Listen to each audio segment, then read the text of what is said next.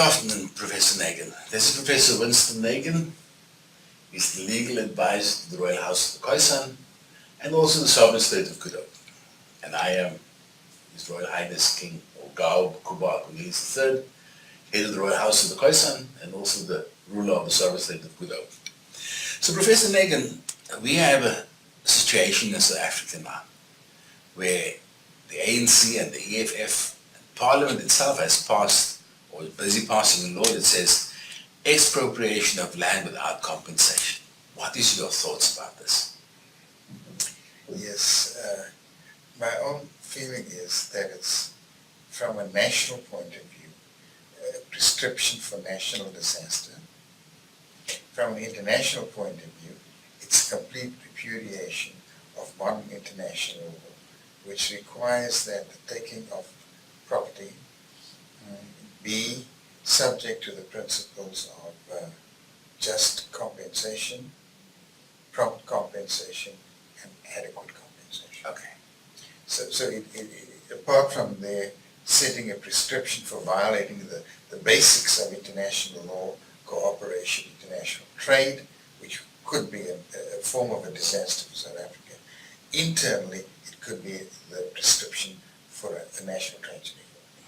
Now, if I may just expand on that, the historical experience that is, in my view, the most tragic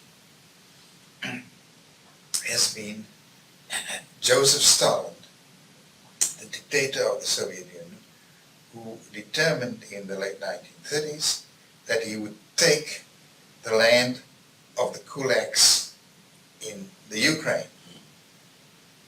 They expropriated all the farms, the lands of the kulaks, took all of their food. Quite literally, they starved to death some 9 million people. Today, the Ukrainians talk about this as their most bitter harvest. It seems to me that what we have here is a form of Stalinism that targets selected communities for treatment that ultimately, if successful, could lead to their extinction. So it is a dangerous act. The roots of this, from the point of view of South Africa, I think do come from the Stalinistic heritage, because Mbeki, Thabo, amongst others, they were highly influenced by the KGB, and they did use methods that were characteristic of Stalinist politics and the like. And this expropriation form, it's not socialism, it's a betrayal of socialism for that matter. It's not capitalism, it doesn't know anything about capitalism. This is simply a matter of the sheer robbery, the taking of property to hand out to their pals. Their model looks very much like the model that has evolved in Russia. You had the authoritarianism of Stalinism, and then from that you got the authoritarianism of Putin, and from the authoritarianism of Putin you got the oligarchs, where they took and gave to their pals. Okay? So now you've got a Russia not run by any particular ideology, but run by, for, and about the oligarchs and the authoritarians who they manage and control. And I suspect that we are seeing, or have seen, the emergence of a form of authoritarianism in South Africa. Mm-hmm. The elements of it began to show up during Mbeki's time, but then it became even more pronounced under Zuma. And this essentially requires an intolerance of opponents, an utter desire to monopolize politics, but even more importantly, to use politics as an instrument for creating a group of oligarchs around which the government is sustained. So this is very much the Putin authoritarian oligarchic model of contemporary Russia that is now being exported to contemporary South Africa. Sure. Because the 4,000 farms that the government had already expropriated is laying in their administrative office and not being allocated to anybody. Well, that's because they are trying to figure out how to maximize the benefit of these farms for the oligarchs, and they haven't worked that out yet. Because what happened with the Khoisan people, they promised they're going to give them land. They bought a bed and breakfast for them, paid 27 million rand for it. But because they said the Khoisan people were not a legal instrument, they then transferred the land in the name of the department. And now they're leasing it out, but not to Khoisan people, because they're not a legal instrument. So white people are leasing it, and we're getting nothing from it. So I understand the avenue that you're talking about. First of all, this idea of a legalism, a bogus legalism, is nothing but a fraud. Okay, there's no legal theory that sustains any of this. Okay, it's quite simple. You can either go to primary school in South Africa and learn that the original peoples of South Africa were the Khoi and the Khoisan, or you can be completely ignorant and it didn't happen, all right? But you can't deny blatant, blunt facts of history, okay?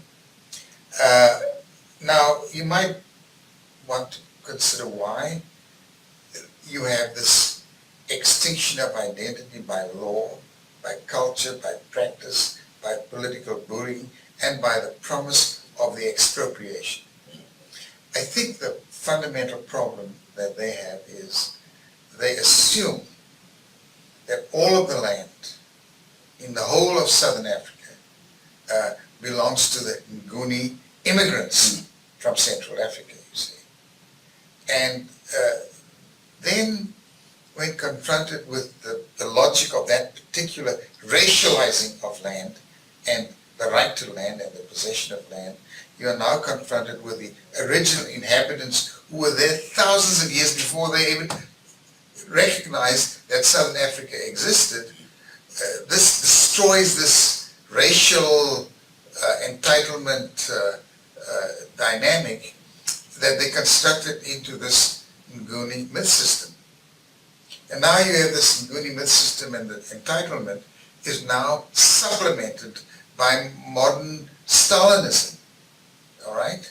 And so now you can, using the Stalinistic methods, you can deny the existence of the Khoi, deny the existence of anyone, any other group but themselves, and then within that group, you selectively take out what you can and you give to a group of oligarchs emerging from that group.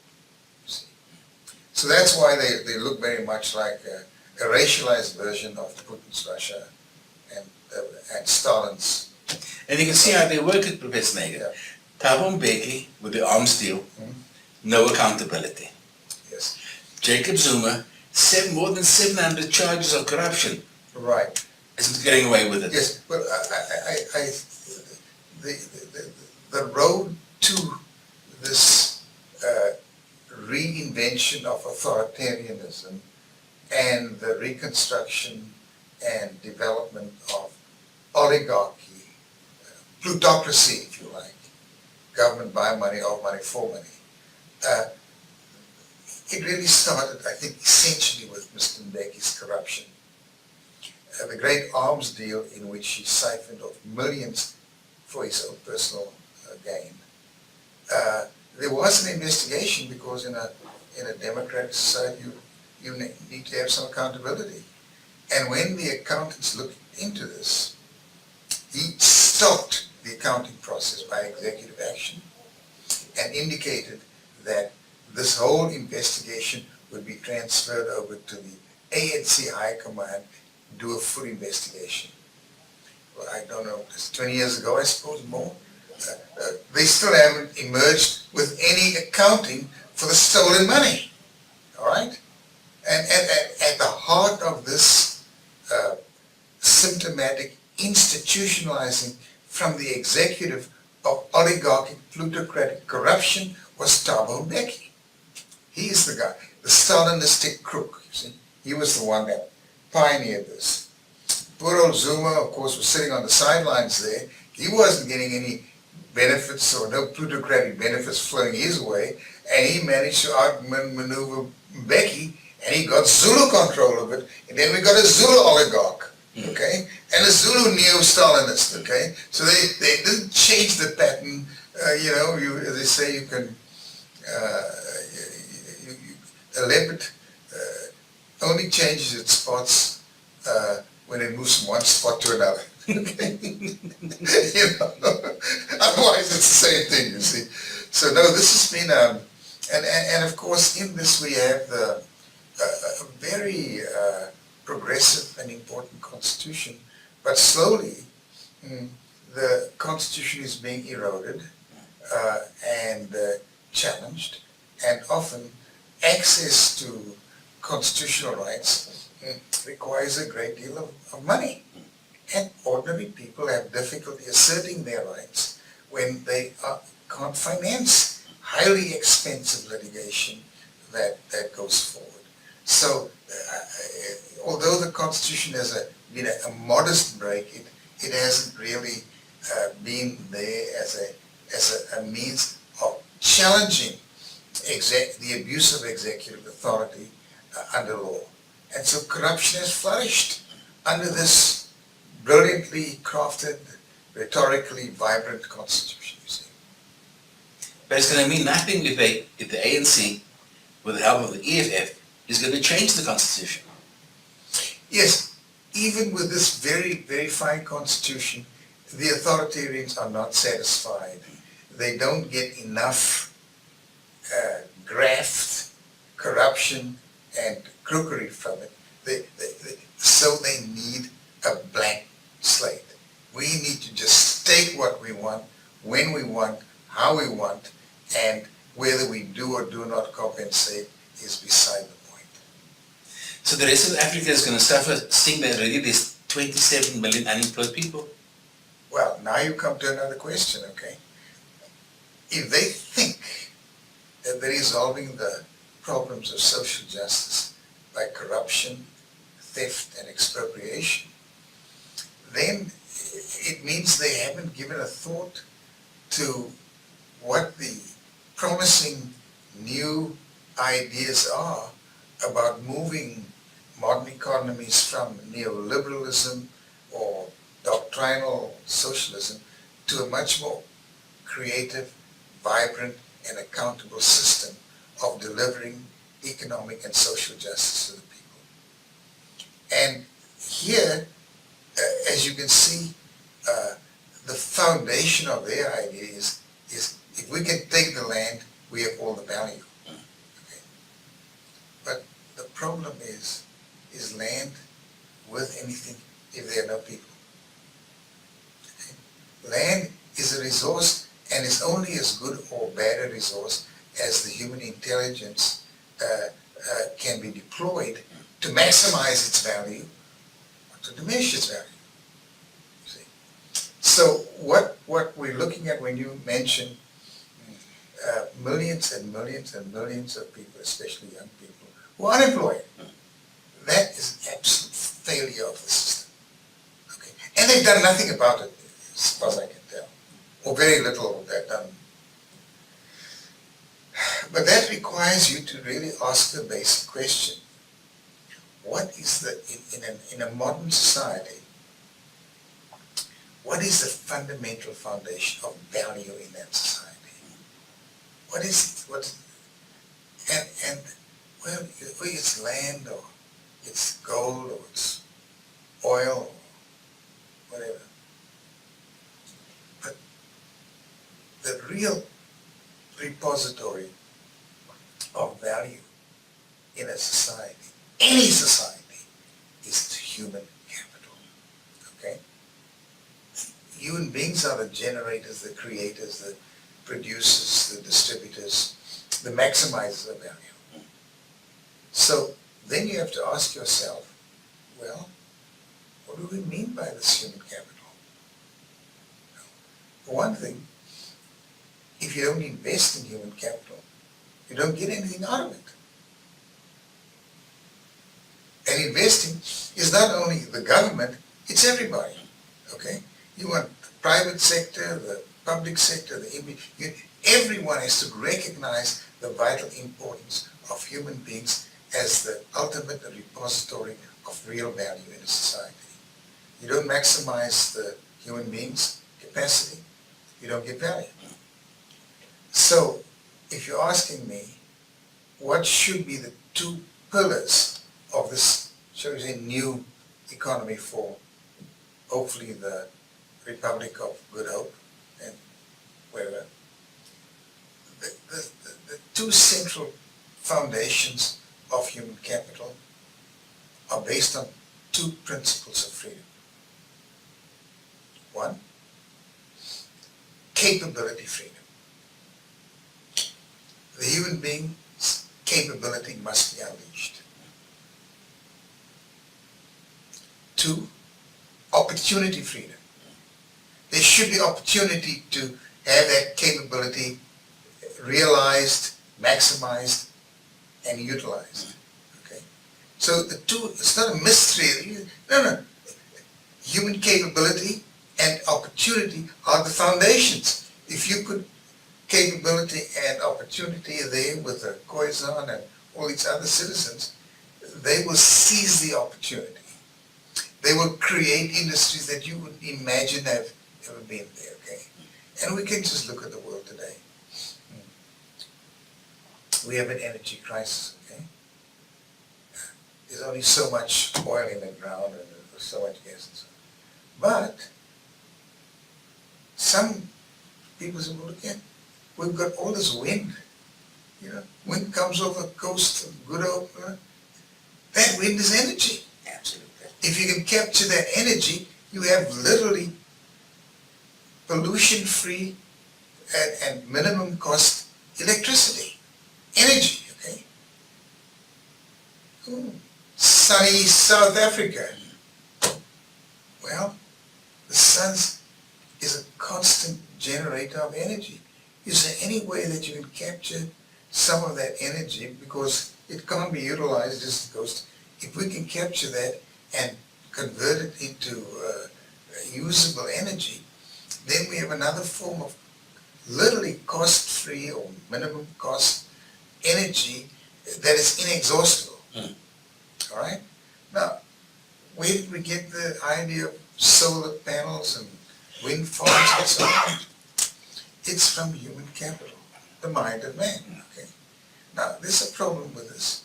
You have the human capital, but you also have to figure out how to fairly distribute these benefits that we can marshal so that we can reinvest in other forms of capability and opportunity freedom may emerge. You don't freeze it all, cabinet in some oligarchic crowd, build huge mansions and hide yourselves in it. Okay, that's not what we want. So if you ask me, there is a great opportunity for the Republic of Good Hope to examine this question of the incredible human capital that it has.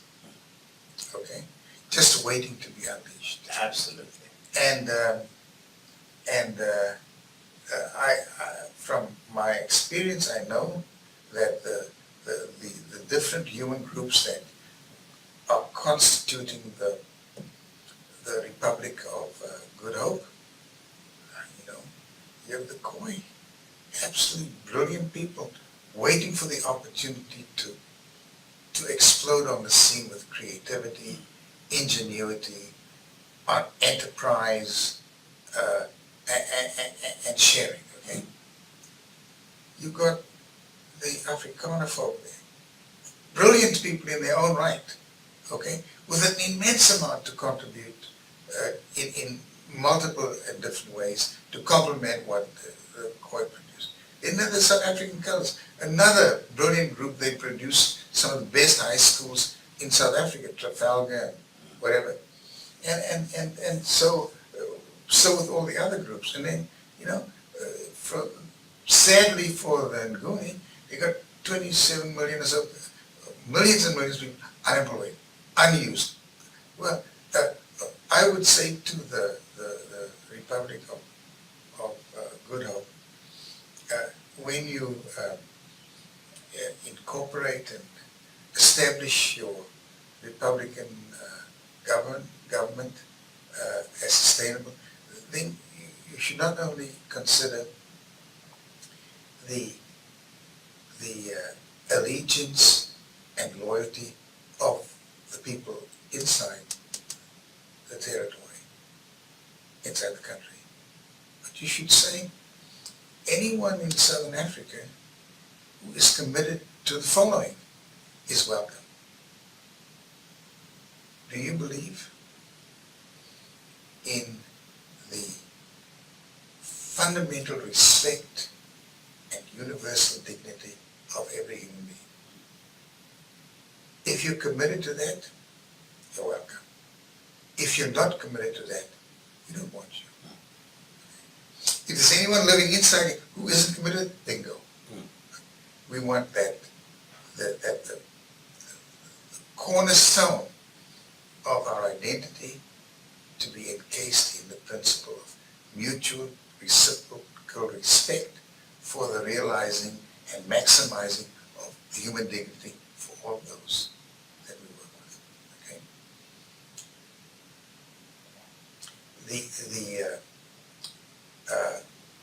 The principles upon which the Republic of Good Hope are based is a very simple principle.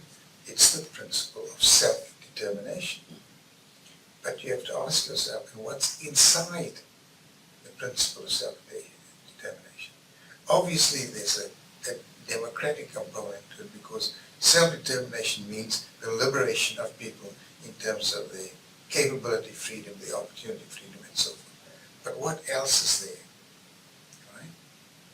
And there are three important things that are encased in the principle of self-determination. One, responsibility. Two, accountability. Three, transparency. Okay? Now, how can you have a defensible, self-determined community and you have no accountability, no responsibility, and no transparency? All right? So, if you ask me, the fundamental values of the Republic of Good Hope are based on the principles of fraternity, which includes mutual, reciprocal respect for universalizing the common human dignity of all.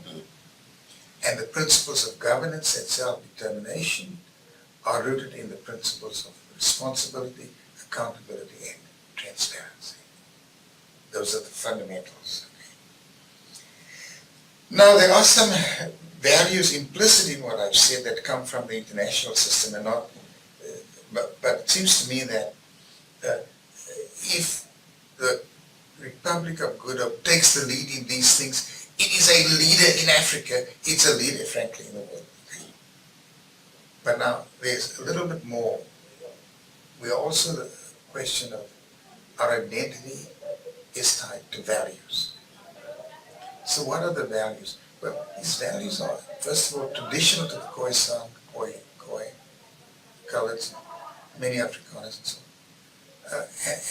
on. And they revolve around what in 1941 was called the Four Freedoms. In 1941, the great issue amongst the Allies was, why are we fighting this war? You can't send people there to die and to be brutalized unless they're fighting for something. So the Churchill and Roosevelt put together something called the Atlantic Charter. If I'm not mistaken, I think the ANC also bought into the Atlantic Charter way back then. Okay? But what was the Atlantic Charter? It was based on four principles, okay? Four freedoms. And I believe these four freedoms are as relevant for the war effort in 1941 as they are today for the effort of the Khoisan to sustain their national independence and sovereignty. Okay. These are the freedom of speech and expression, the freedom of conscience and belief, the freedom from want, and the freedom from fear. Okay? Now, we've tended to forget these four fundamental freedoms, but the entire United Nations Charter and the Charter system is founded on the four freedoms. Okay? All right? But we tend to have forgotten them, you know. 3/4 of African leaders haven't heard of the four freedoms, okay? I don't even know even Becky and Zuma have heard of the Atlantic Charter, all right? But I would say that if you put together the idea of mutual respect and dignity, you put together the principles of good governance in terms of responsibility, accountability, and transparency, and you say the values behind this are the four freedoms, there you have a house that's built on a rock, okay? And in other words, this is a model that any rational person, any rational African, any rational Asian, Latin American, European can say, this is the model that we should be using. And the Khoisan, one of the oldest nations on earth, you have the capacity to lead this thing, not only in Southern Africa, but worldwide. Okay? That's your message. When we come here with hope, we come here with an expectation, and these are the fundamental principles that we believe are the rock upon which the Republic of Good Hope is founded. Okay? It doesn't mean there are not particularized difficulties that you work through and negotiate and so on. Nothing ever works completely smoothly.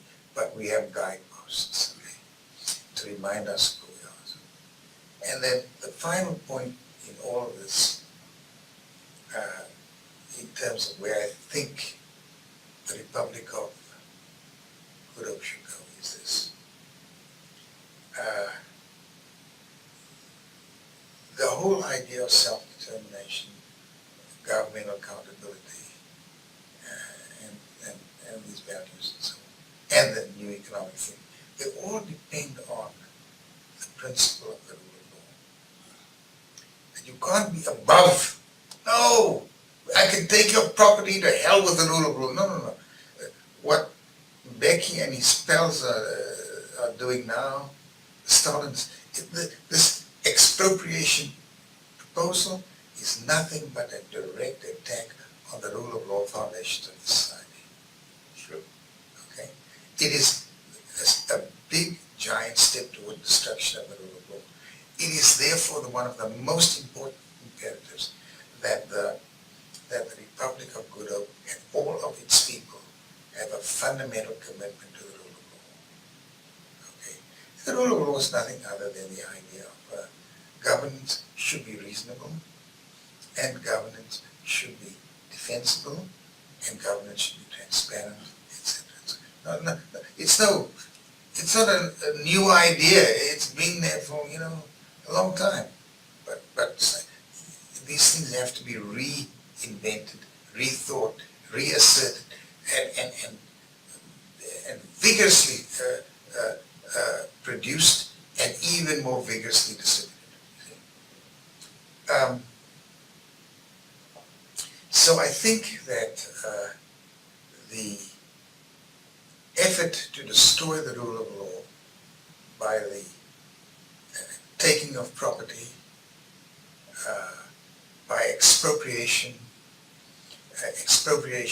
ultimately for the benefit of the oligarchs at the expense of the people, including all the black people of South Africa, including all the Ngoonies. If the Ngoonies think they're going to benefit from us, they're wrong. They are going to probably its first victims, okay? So I would say that what Southern Africa needs, we need a message of hope, not a repudiation of hope. And what I'm sad to say is that the ANC, which had endorsed many of these human rights, I mean, they seem to have lost their way. I wonder whether any of the leadership and their affiliates have ever read the Freedom Charter. Have they read it? And if they did read it, did they understand it? But these chaps have gone on the inevitable long march in the direction of oblivion and the destruction of their own Freedom Charter.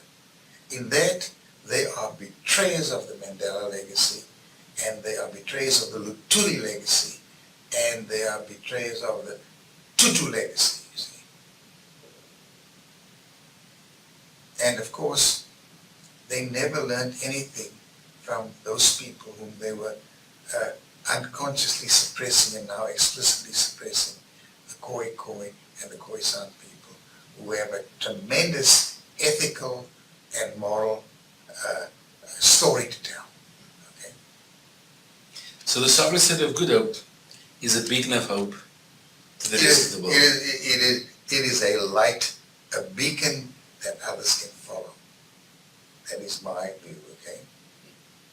And in that sense, you cannot have a political culture mired in cynicism, greed, hypocrisy, lying, cheating, crooking, stealing.